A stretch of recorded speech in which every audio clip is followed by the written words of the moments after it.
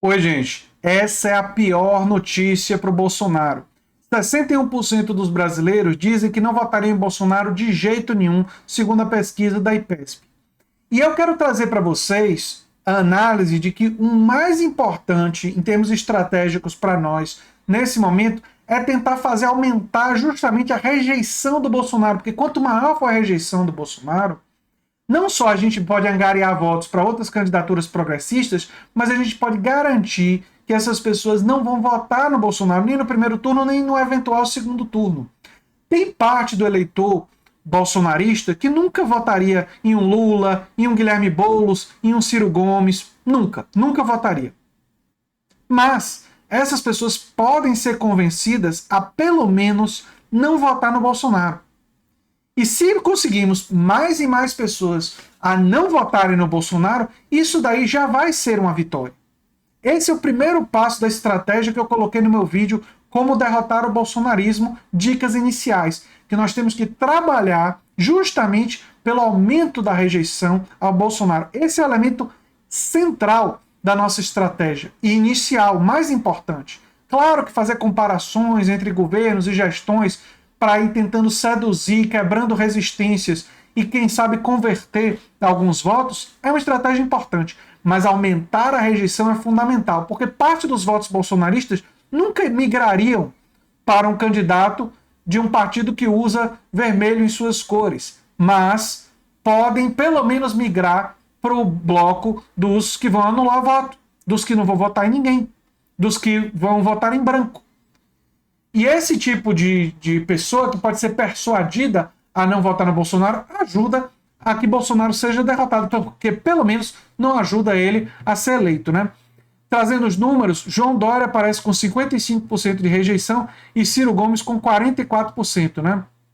A pesquisa IPESB divulgada na sexta-feira mostra que 61% do eleitorado brasileiro não votaria em Bolsonaro de jeito nenhum se a eleição fosse hoje. Assim, e eu quero trazer para vocês que muita gente fica assustada com a pesquisa muito mais recente do FSB Pactual, que mostra Lula liderando, mas uma diferença encolheu 5 pontos, ou seja, Lula recuou de 43 para 41 e Bolsonaro saiu de 29 para 32. E essa diminuição da diferença, não é, entre Lula e Bolsonaro, quando encolhe assim 5 pontos em uma pesquisa, as pessoas ficam muito apavoradas, ficam muito tristes.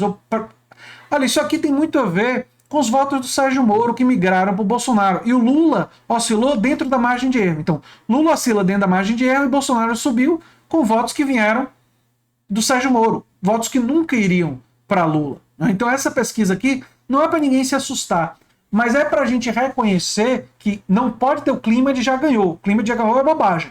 E onde deve ser nossa estratégia? Justamente na rejeição. E aqui eu volto para a pesquisa da IPESP. Em um eventual segundo turno entre o ex-presidente Lula e o presidente Jair Bolsonaro, o candidato petista leva melhor, com 44% do eleitorado que votaria nele com certeza. Outros 30% votariam com certeza em Bolsonaro. Ou seja, Bolsonaro tem 30% daqueles eleitores mais sólidos, né? Oscila entre 27% e 31%. Mas muitas pesquisas mostram que Bolsonaro tem de 31% a 37% de potencial eleitoral. O que significa que tem 6 a 7% aí, dependendo da pesquisa, pode até ser um pouco maior, de eleitores que podem ser convencidos a não votar em Bolsonaro, né? Que não tem tanta certeza de votar em Bolsonaro. E é nesse pessoal, nesses 5%, a no máximo 7, 8%, que o nosso trabalho tem que ser intenso para garantir que essas pessoas que estão arrependidas, que estão decepcionadas com o Bolsonaro, mas que não são de esquerda, ou votem para derrotar o Bolsonaro ou não votem em ninguém, né? A mesma pesquisa mostra o ex-presidente Lula aparece disparado na liderança com 45% das intenções de voto da corrida pelo Palácio Planalto e Jair Bolsonaro tem 31%. No cálculo dos votos válidos, Lula aparece com 50,5% e pode vencer no primeiro turno. São outra coisa dos votos válidos importante. Se a gente convencer essas pessoas que votariam no Bolsonaro em votar em branco ou anular, né, ou nem ir, mas enfim, mas mesmo que votar em branco, o que acontece? Aumenta a chance de vitória no primeiro turno. Então também é importante reduzir esses votos no Bolsonaro, né?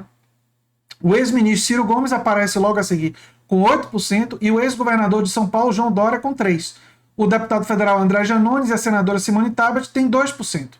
O Felipe Dávila, Emanuel, Vera Lúcia não pontuaram. A margem de erro é de 3,2 pontos percentuais para mais ou para menos e tal. E aqui foram ouvidas mil pessoas. A pesquisa é encomendada pela XP Investimentos. Aqui tem mais detalhes da pesquisa. Mas isso daqui é muito importante, gente. É muito importante. A rejeição ao Bolsonaro é a chave que pode fazer com que Bolsonaro seja derrotado. Um candidato muito rejeitado é um candidato que tende a ser derrotado.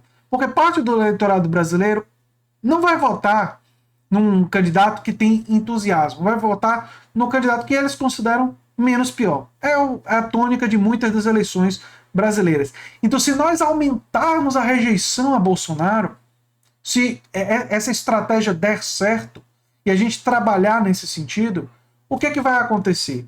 Bolsonaro vai perder votos entre pessoas que poderiam votar nele, mas vão perceber que é melhor não votar nele. Algumas pessoas que a rejeição aumentar muito podem até, em cima da hora da eleição, ser persuadidas a votar contra ele, ou seja, são pessoas que não têm entusiasmo por uma candidatura Lula e Alckmin, mas podem ser convencidas a votar contra o Bolsonaro. Então, o aumento da rejeição é uma estratégia eleitoral fundamental para a gente nesse momento. É claro que você também pode ter elementos de persuasão por aspectos positivos da candidatura que você quer levantar, não é?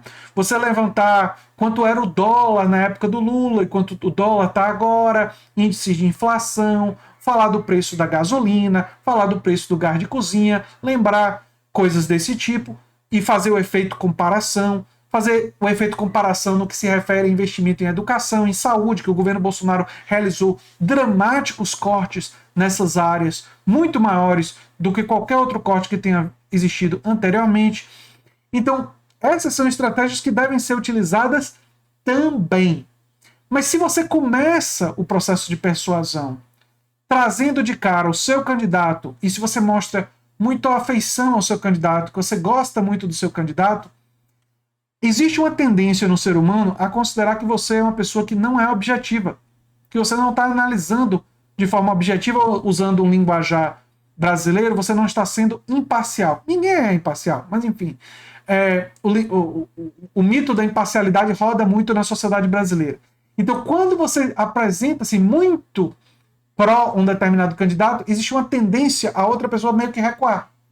Mas se você mostrar, na verdade, oposição ao candidato que a pessoa está tendendo a votar, e você primeiro persuadir ela a desistir desse candidato, aí, depois de você ter feito isso, você pode apresentar o seu candidato e você pode enumerar razões, racionalizações, motivos que levam você a preferir esse candidato. Essa é uma estratégia persuasiva fundamental, que a gente vai aprofundar mais no como derrotar o bolsonarismo, né?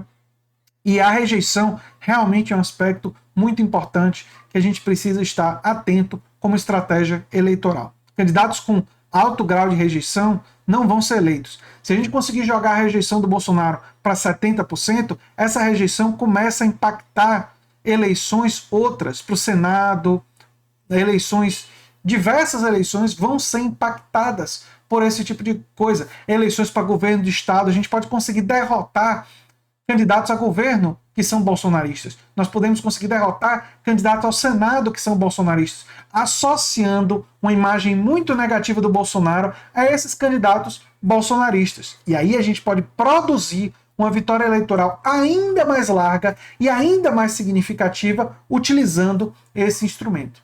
Enfim, era o que eu tinha para falar sobre esse assunto. Eu sou André Teixeira Jacobino, canal Nova Máquina do Tempo. Se você gosta do que a gente faz, se inscreve, dá um like, compartilha. Quem sabe se torna membro ou apoiador do canal. Um abração e até o próximo vídeo. Tchau, tchau.